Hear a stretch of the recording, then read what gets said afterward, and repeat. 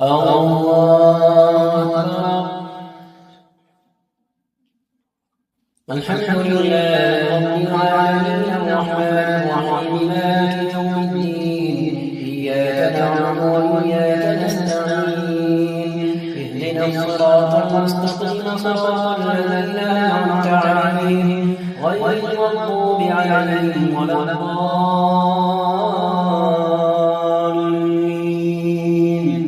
آمين. واعلموا أنما غنمتم من شيء فأن لله خمسه وللرسول ولذي القربى واليتامى والمساكين وابن السبيل إن كنتم آمنتم بالله وما أنزلنا على عبدنا يوم الفرقان يوم التقى الجمعان والله على كل شيء قدير. إذ أنتم بالعدوة الدنيا وهم بالعدوة القصوى والرب أسفل منكم ولو تواعدتم لاختلفتم في الميعاد ولكن ليقضي الله أمرا كان مفعولا ليهلك من هلك عن بينة ويحيى من حي عن بينة وإن الله لسميع عليم. إذ يريكهم الله في منامك قليلا ولو أراكهم كثيرا لفشلتم ولتنازعتم في الأمر ولكن الله سلم إنه عليم بذات الصدور. وإذ يريكموهم إذ التقيتم في أعينكم قليلا ويقللكم في أعينهم ليقضي الله أمرا كان مفعولا وإلى الله ترجع الأمور. يا أيها الذين آمنوا إذا لقيتم فئة فاثبتوا واذكروا الله كثيرا لعلكم تفلحون. وأطيعوا الله ورسوله ولا تنازعوا فتفشلوا وتذهب ريحكم واصبروا إن الله مع الصابرين. ولا تكونوا كالذين خرجوا من ديارهم بطرا ورئاء الناس ويصدون عن سبيل الله والله بما يعملون محيط. وإذ زين لهم الشيطان أعمالهم وقال لا غالب لكم اليوم من الناس وإني جار لكم فلما تراءت الفئتان نكص على عقبيه وقال إني بريء منكم إني أرى ما لا ترون إني أخاف الله والله شديد العقاب. إذ يقول المنافقون والذين في قلوبهم مرض غر هؤلاء دينهم ومن يتوكل على الله فإن الله عزيز حكيم. ولو ترى إذ يتوفى الذين كفروا الملائكة يضربون وجوههم وأدبارهم وذوقوا عذاب الحريق ذلك بما قدمت أيديكم وأن الله ليس بظلام للعبيد. كدأب آل فرعون والذين من قبلهم كفروا بآيات الله فأخذهم الله بذنوبهم إن الله قوي شديد العقاب. ذلك بأن الله لم يكن غير نعمة أنعمها على قوم حتى يغيروا ما بأنفسهم وأن الله سميع عليم. كدأب آل فرعون والذين من قبلهم كذبوا بآيات ربهم فأهلكناهم بذنوبهم وأغرقنا آل فرعون وكل كانوا ظالمين. إن شر الدواب عند الله الذين كفروا فهم لا يؤمنون الذين عاهدت منهم ثم ينقضون عهدهم في كل مرة وهم لا يتقون. فإما تثقفنهم في الحرب فشرد بهم من خلفهم لعلهم يذكرون. وإما تخافن من قوم خيانة فانبذ إليهم على سواء إن الله لا يحب الخائنين. ولا يحسبن الذين كفروا سبقوا إنهم لا يعجزون. وأعدوا لهم ما استطعتم من قوة ومن رباط الخيل ترهبون به عدو الله وعدوكم وآخرين من دونهم لا تعلمونهم الله يعلمهم. وما تنفقوا من شيء في سبيل الله يوفى إليكم وأنتم لا تظلمون. وإن جنحوا للسلم فاجنح لها وتوكل على الله إنه هو السميع العليم. وإن يريدوا أن يخدعوك فإن حسبك الله هو الذي أيدك بنصره وبالمؤمنين وألف بين قلوبهم لو أنفقت ما في الأرض جميعا ما ألفت بين قلوبهم ولكن الله ألف بينهم إنه عزيز حكيم. يا أيها النبي حسبك الله ومن اتبعك من المؤمنين. يا أيها النبي حرض المؤمنين على القتال إن يكن منكم 20 صابرون يغلبوا 200 وإن يكن منكم 100 يغلبوا 1000 من الذين كفروا بأنهم قوم لا يفقهون. الآن خفف الله عنكم وعلم أن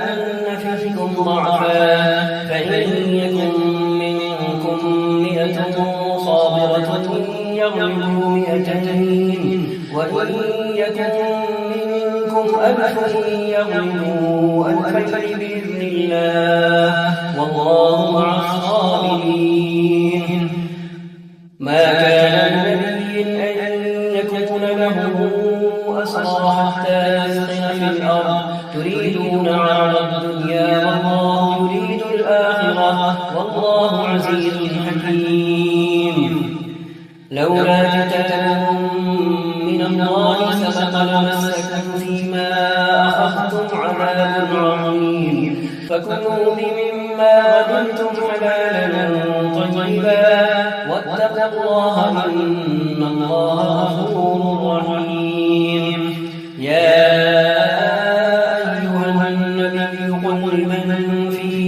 أيديكم من الأسرى إن يعلم الله في قلوبكم خيرا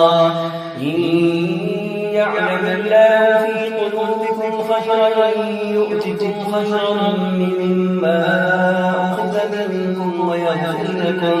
والله غفور رحيم. وإن يريدوا خيانتك فقد خانوا الله من قبل فأمكن منهم والله عليم حكيم. إن الذين آمنوا وهاجروا وجاهدوا بأموالهم وأنفسهم في سبيل الله والذين آووا ونصروا أولئك بعضهم أولياء بعض والذين آمنوا ولم يهاجروا ما لكم من ولايتهم من شيء حتى يهاجروا وإن استنصروكم في الدين فعليكم النصر إلا على قوم بينكم وبينهم ميثاق والله بما تعملون بصير والذين كفروا بعضهم أولياء بعض إلا تفعلوا تكن فتنة في الأرض وفساد كبير والذين آمنوا وهاجروا وجاهدوا في سبيل الله والذين آمنوا ونصروا أولئك هم المؤمنون حقا لهم مغفرة ورزق كريم والذين آمنوا من بعد وهاجروا وجاهدوا معكم فأولئك منكم وأولو الأرحام بعضهم أولى ببعض في كتاب الله إن الله بكل شيء عليم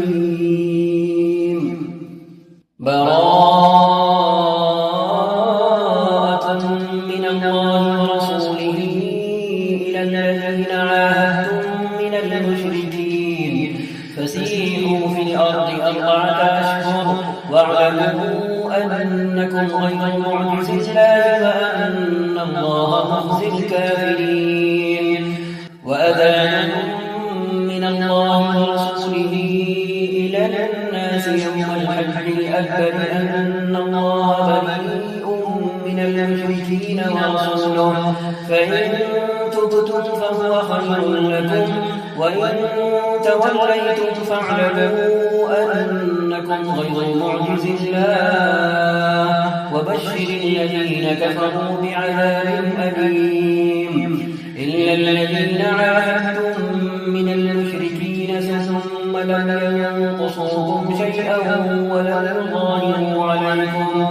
ولم يظاهروا عليكم أحدا فأتموا إليهم عهدهم إلى مدتهم إن الله يحب المتقين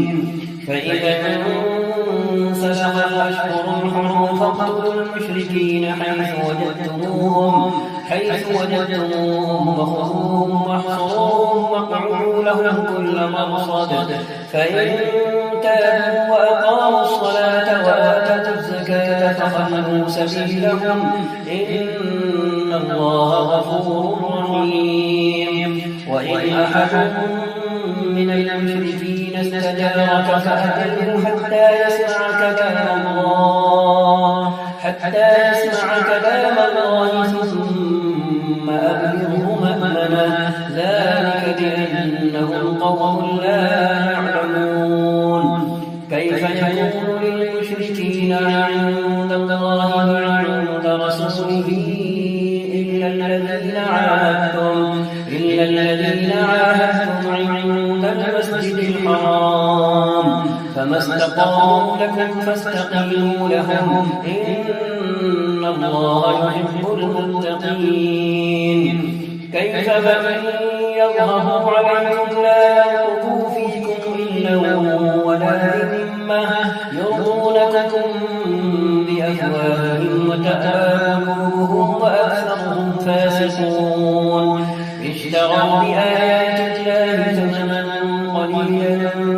فصدوا عن سبيله إنهم ساء ما كانوا يعملون لا يرقبون في مؤمن إلا ولا ذمة وأولئك هم المعتدون فإن تابوا وأقاموا الصلاة وآتوا الزكاة فإخوانكم في الدين ونفصل الآيات لقوم يعلمون وإن نكثوا أيمانهم من بعد عهدهم وطعنوا في دينكم فقاتلوا أئمة الكفر إنهم لا أيمان لهم لعلهم ينتهون ألا تقاتلون قوما نكثوا أيمانهم وهموا بإخراج الرسول وهم بدأكم أول مرة أتخشونهم فالله أحق أن تخشوه إن كنتم مؤمنين قاتلوهم يعذبهم الله بأيديكم ويخزهم وينصركم عليهم ويشفي صدور قوم مؤمنين ويذهب غيظ قلوبهم ويتوب الله على من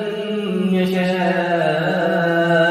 والله عليم حكيم أم حسبتم أن تتركوا ولما يعلم الله الذين جاهدوا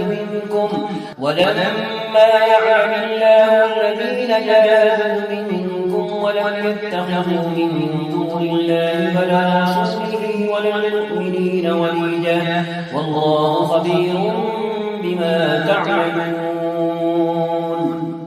ما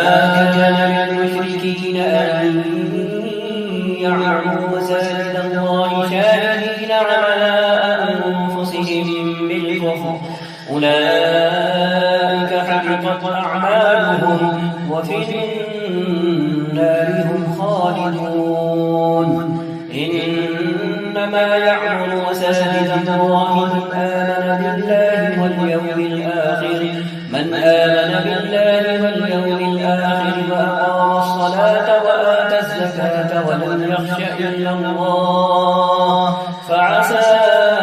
أولئك أن يكونوا من المهتدين أجعلتم سقاية الحاج وعمارة المسجد الحرام كمن آمن بالله واليوم الآخر وجاهد في سبيل الله لا يستوون عند الله والله لا يهدي القوم الظالمين الذين آمنوا وهاجروا وجاهدوا في سبيل الله بأموالهم وأنفسهم أعظم درجة عند الله وأولئك هم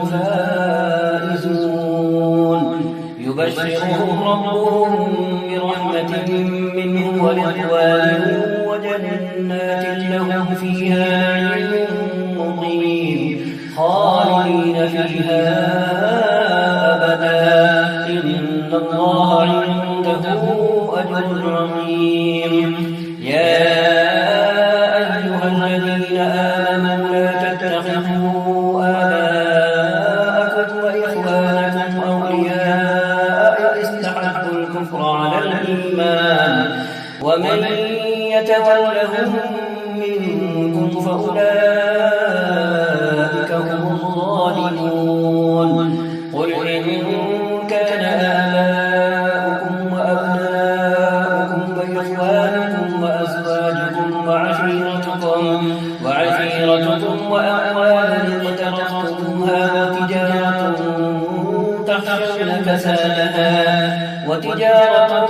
تخشون كسادها ومساجد ترضونها أحب إليكم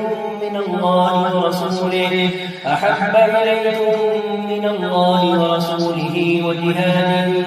في سبيله فتربصوا حتى يأتي الله بأمره والله لا يهدي القوم الفاسقين لقد نصركم الله في مواطن كثيرة ويوم حنين إذ أعجبتكم كثرتكم فلم تغن عنكم شيئا وضاقت عليكم الأرض بما رحبت ثم وليتم مدبرين ثم أنزل الله سكينته على رسوله وعلى المؤمنين وأنزل جنودا لم تروها وعذب الذين كفروا وذلك جزاء الكافرين ثم يتوب الله من بعد ذلك على من يشاء والله غفور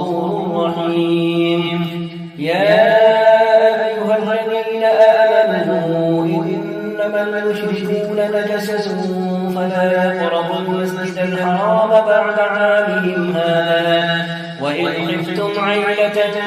فسوف يغنيكم الله من فضله إن شاء إن الله عليم حكيم قاتلوا الذين لا يؤمنون بالله ولا باليوم الآخر ولا يحرمون ما حرم الله ورسوله ولا يدينون دين الحق من الذين أوتوا الكتاب حتى يعطوا الجزية عن يد وهم صاغرون وقالت اليهود عزير ابن الله وقالت النصارى المسيح ابن الله ذلك قولهم بأفواههم يضاهئون قول الذين كفروا من قبل قاتلهم الله أنى يؤفكون اتخذوا أحبارهم ورهبانهم أربابا من دون الله والمسيح ابن مريم وما أمروا إلا ليعبدوا إلها واحدا لا إله إلا هو سبحانه عما يشركون يريدون أن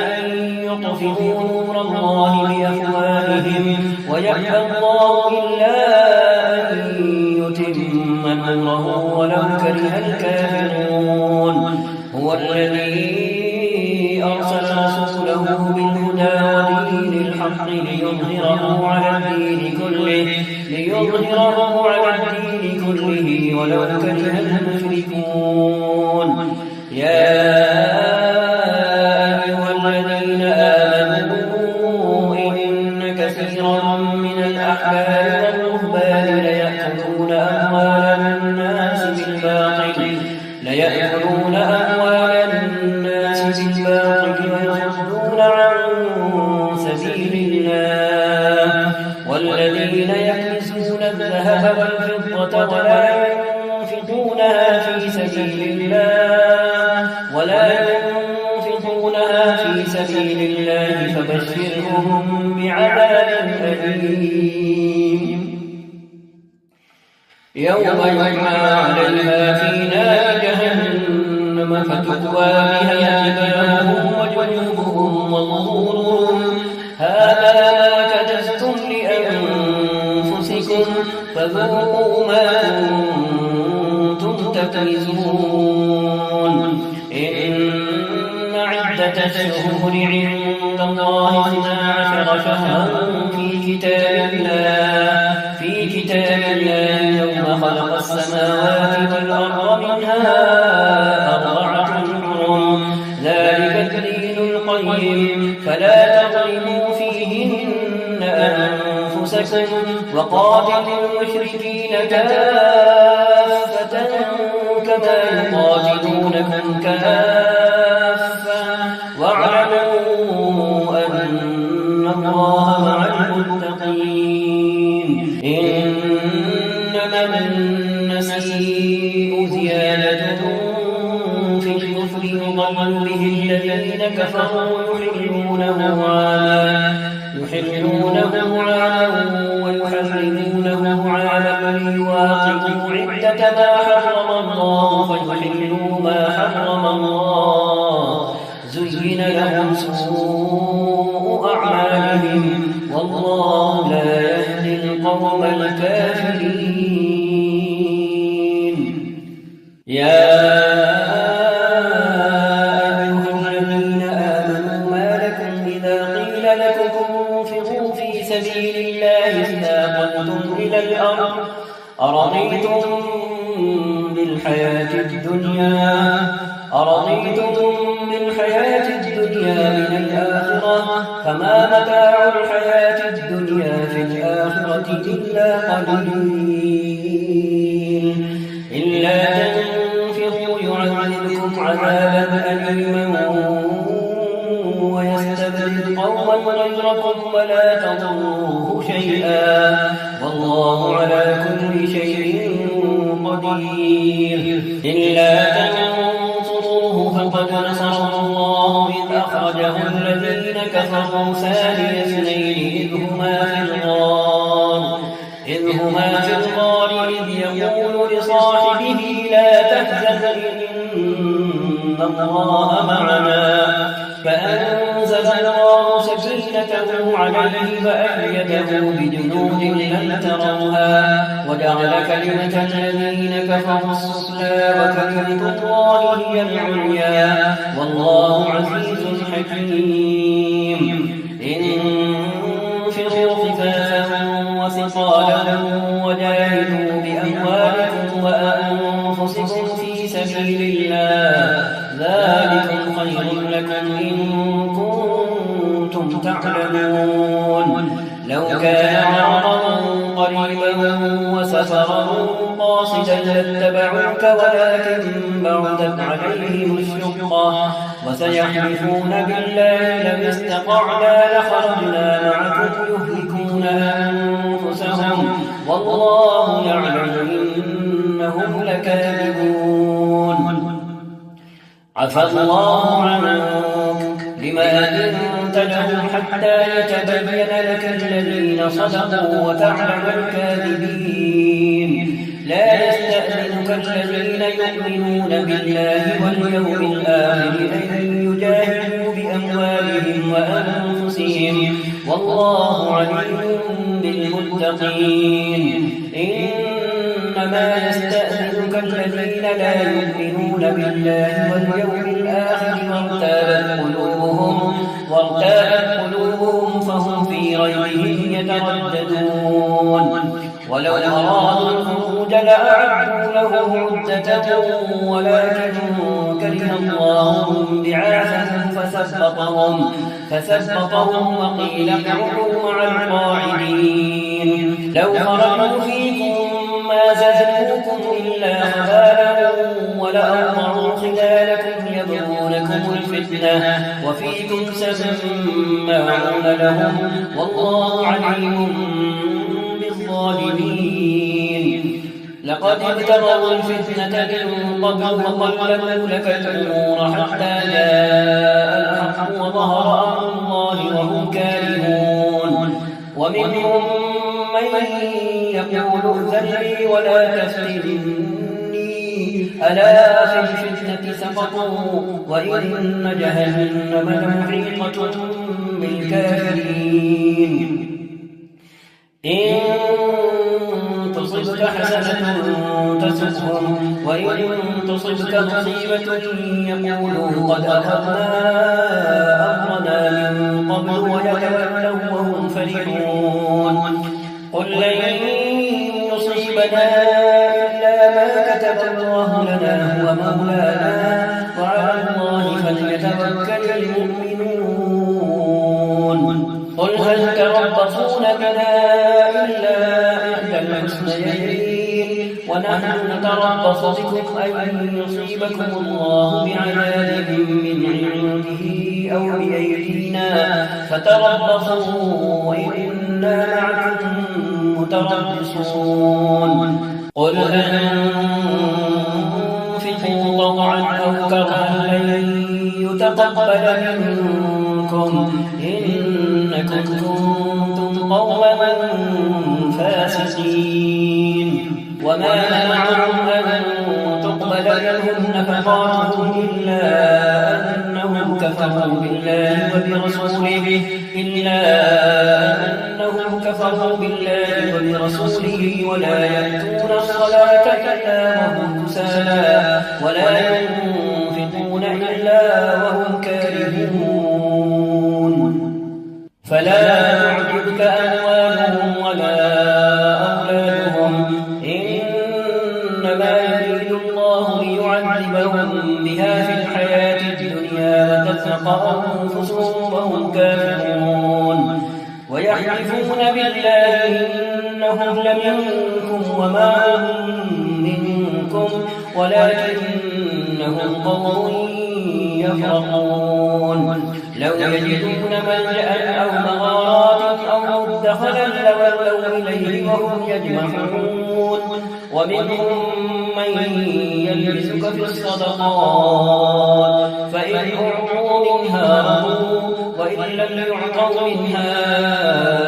إذا هم يسخطون ولو أنهم رضوا ما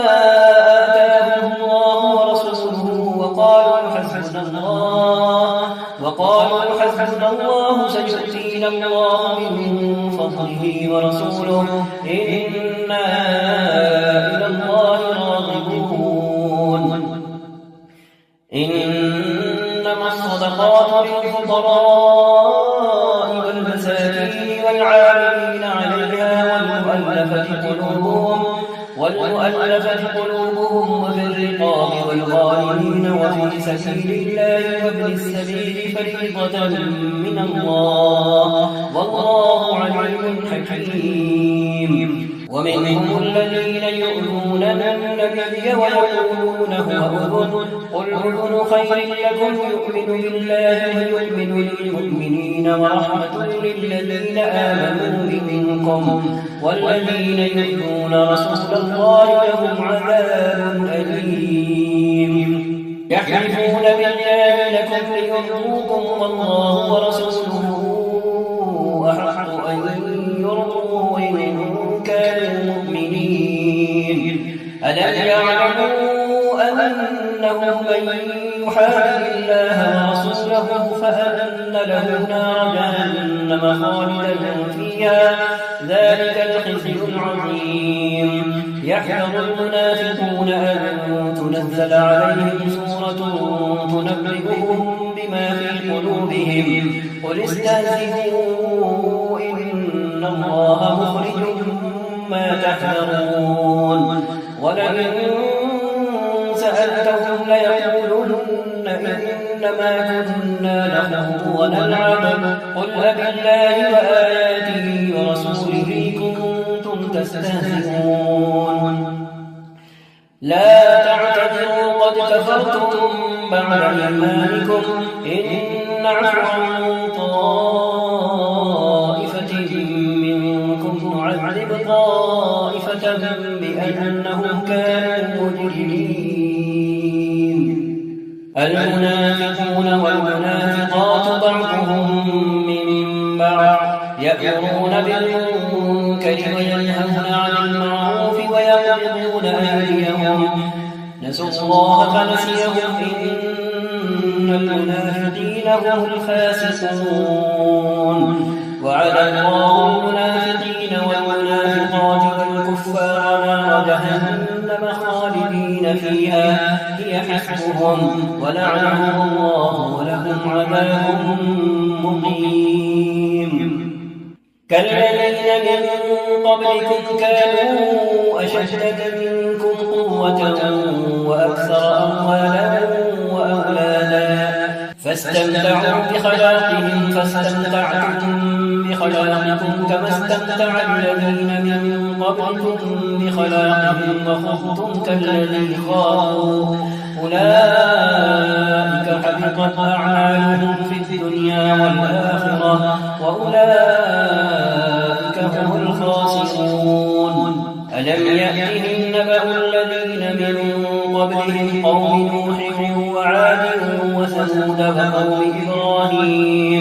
وقوم إبراهيم وأصحاب مدين والمؤتفكات أتتهم رسلهم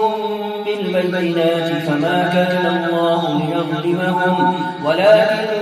كانوا أنفسهم يظلمون والمؤمنون والمؤمنات بعضهم أولياء بعض يأمرون بالمعروف وينهون عن المنكر ويقيمون الصلاة ويؤتون الزكاة ويطيعون الله ورسوله أولئك سيرحمهم الله إن الله عزيز حكيم وعد الله المؤمنين والمؤمنات جنات تجري من تحتها الأنهار خالدين فيها ومساكن طيبة في جنات عدن ورضوان من الله أكبر ذلك هو الفوز العظيم. يا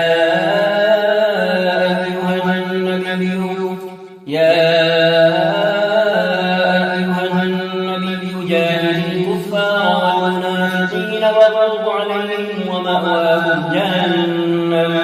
وبئس المصير. يحلفون بالله ما قالوا ولقد قالوا كلمة الكفر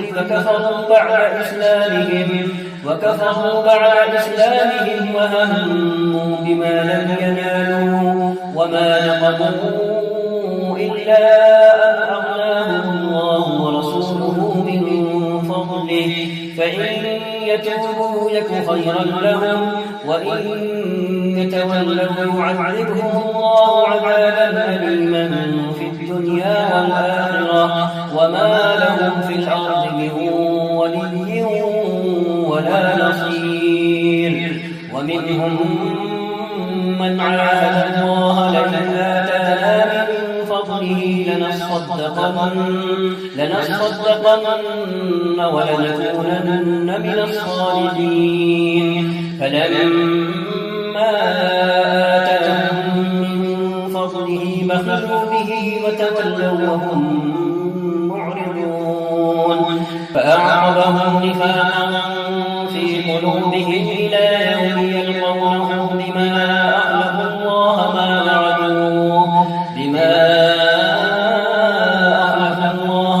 وعدوه وبما كانوا يكذبون. ألم يعلموا أن الله يعلم سرهم ونجواهم وأن الله علام الغيوب.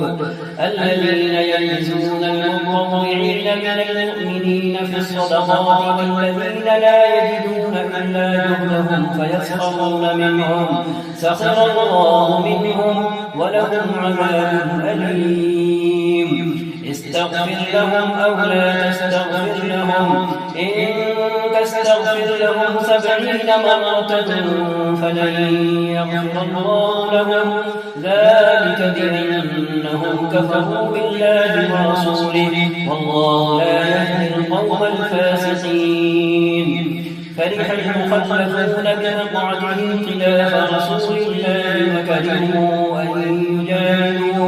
وكرهوا أن يجاهدوا بأموالهم وأنفسهم في سبيل الله وقالوا لا تنفروا في الحر قل نار جهنم أشد حرا لو كانوا يفقهون. فليضحكوا قليلا وليبكوا كثيرا جزاء بما كانوا يكسبون. فإن رجعك الله إلى طائفة منهم فاستأذنوك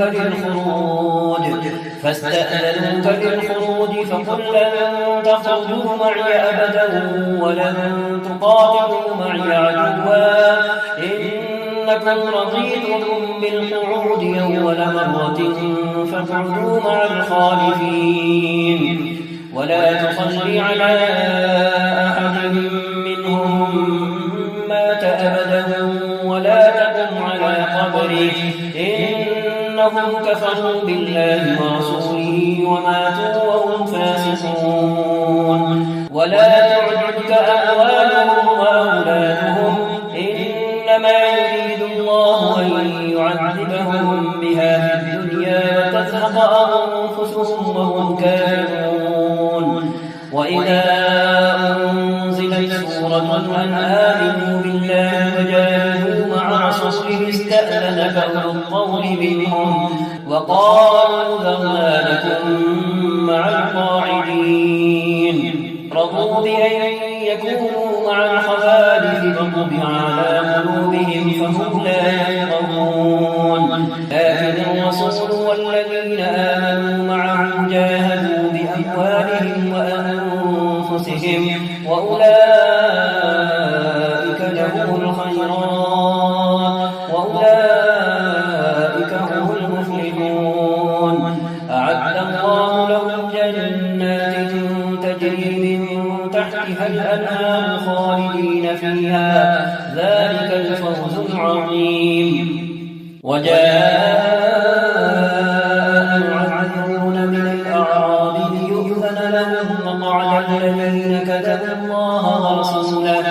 سيصيب الذين كفروا منهم عذاب أليم. ليس على الضعفاء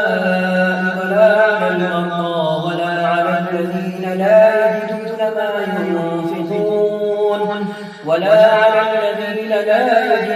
ما ينفقون حرج إذا نصحوا لله ورسوله ما على المحسنين من سبيل والله غفور رحيم. ولا على الذين إذا ما أتوك لتحملهم قلت لا أجد ما أحملكم عليه تولوا وأعينهم تفيض من الدمع حزنا ألا يجدوا ما ينفقون.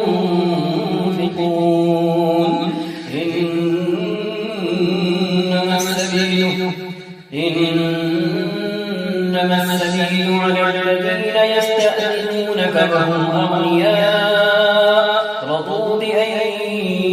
يكونوا مع الخبائث وطبع الله